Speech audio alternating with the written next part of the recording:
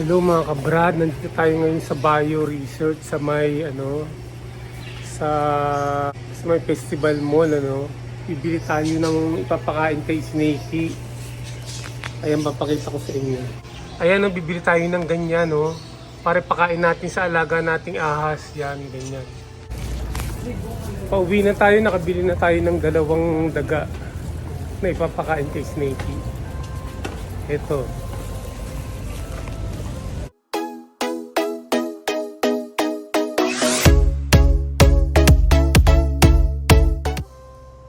Ito na mga kabrad. Nandito na yung binili natin na pagkain ni Snakey. Yan kasi binalik dito Hindi raw kumakain si Snakey dun sa probinsya. Kaya binalik dito sa Manila. Ayan. So itry natin pakainin kung kakain ha. 1 buwan na itong hindi kumakain Ayan, itatransfer natin yung mga yung daga sa dito sa lalagyan dito sa lalagyan na to yung panghuli ko ng daga.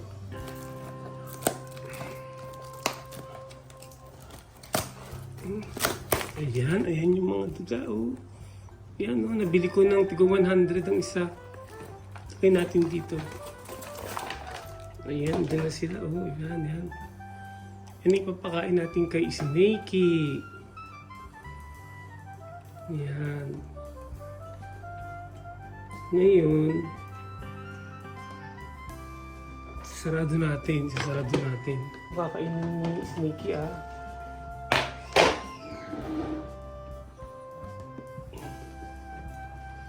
Subuntot. Ayan, ito yung isa Mapalag-palag siya babagsak na natin dito Ayan.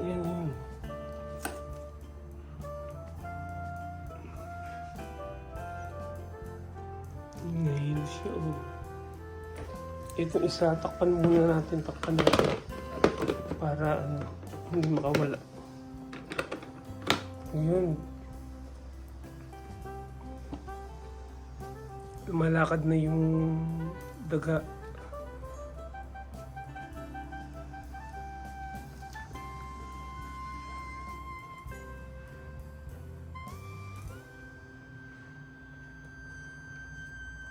Yan, si Snakey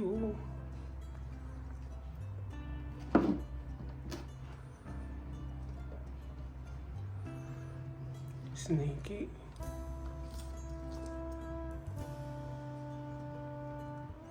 Magalaw si Snakey naamoy niya. Naamoy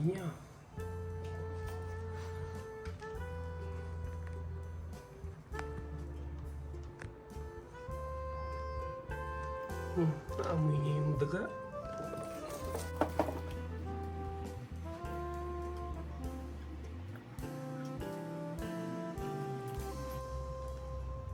Yung pinupuntahan ni Snakey. Amoy niya.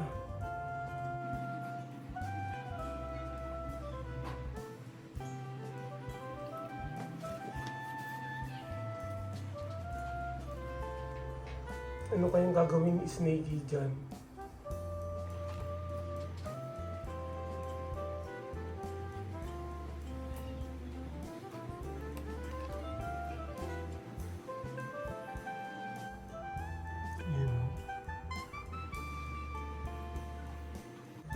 Sa kabila inaabangan si Snakey umikot si Snakey dun. Inikutan niya.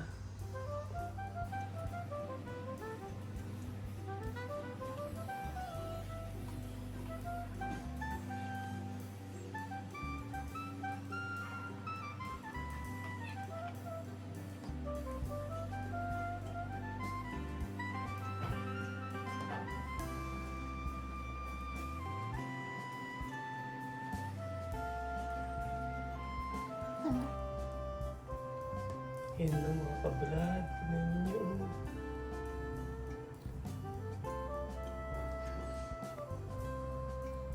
Ayan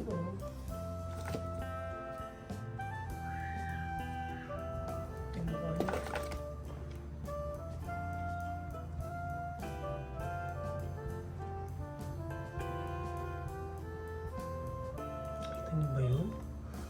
Paano niya kaya mahuhuli yun? Kasi nagpapalit siya ng balat eh. Medyo madilim ang paningin niya. Amoy lang ang inaasahan niya. Yung pang-amoy niya lang eh. Pero gutom na gutom siya.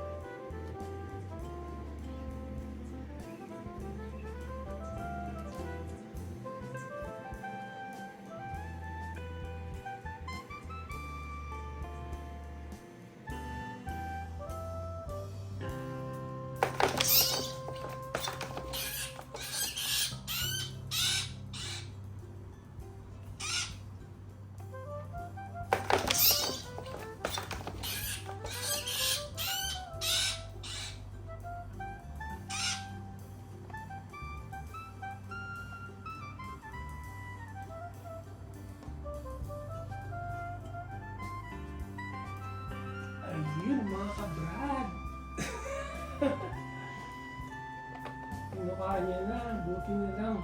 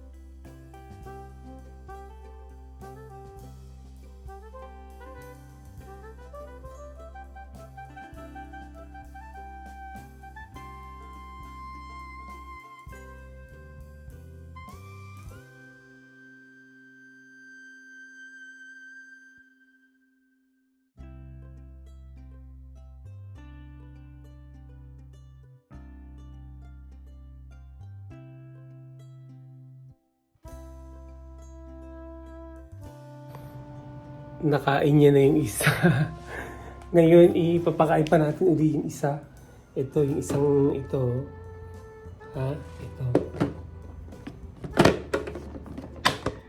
Pakain natin to. Para dalawa. Dalawa ang kakainin ni Snakey. Ayan.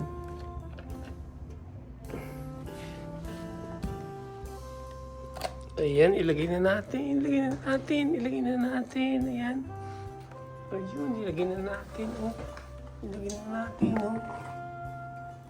Ayan. Puntahan ni Snakey yan.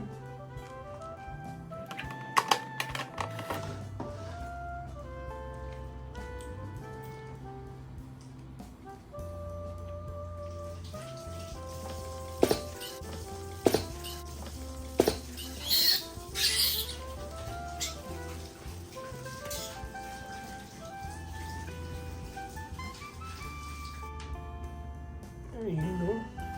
Kinano niya, oh. Tinukanan niya, oh. Nakuha niya na. Ayan. Teka muna.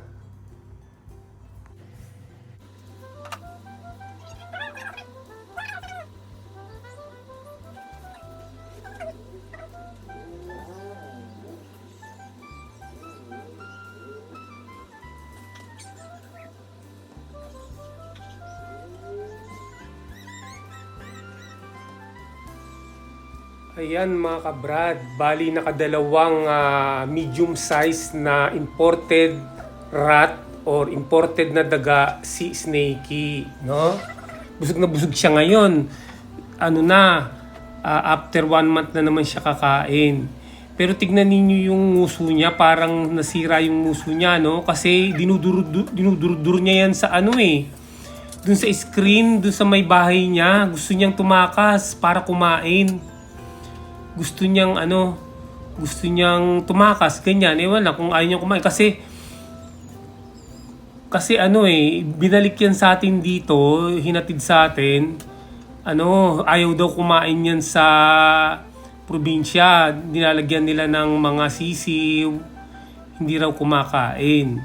Pero yan, wala namang problema yan. Gagaling yan, yung nguso na yan. Kasi matagal na ako nag-aalaga ng mga saway. Pag ganyan nadudurog talaga yung nguso nila, pag dinuduro nila, gusto nilang makatakas. Pero gagaling yan, gaganda yung mukha niyan. Tsaka yan, kaya maitim yan kasi nagpapalit na ng balat yan eh. Hindi niya agad matuka yung sisiw, yung daga pala, yung dalawang daga dahil malabo yung mata niya, nagpapalit siya ng balat. Pero gutom na yan sa tingin ko. So hanggang dito na lang mga kabrada. Yung mga hindi pa nakapag-subscribe, mag-subscribe na at i-hit ang notification bell para lagi kayong updated sa mga video na i-upload ko. Mag-like, mag-comment at mag-share na rin. Meron pa yan mga kabrad, wag muna kayong umalis, panoorin nyo pa hanggang sa huli.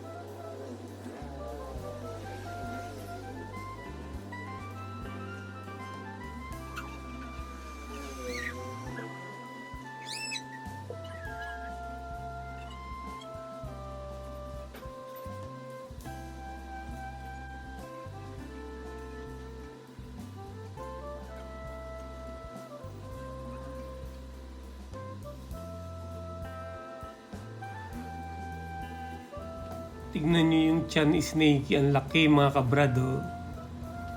Ayan, laki talaga. Bye!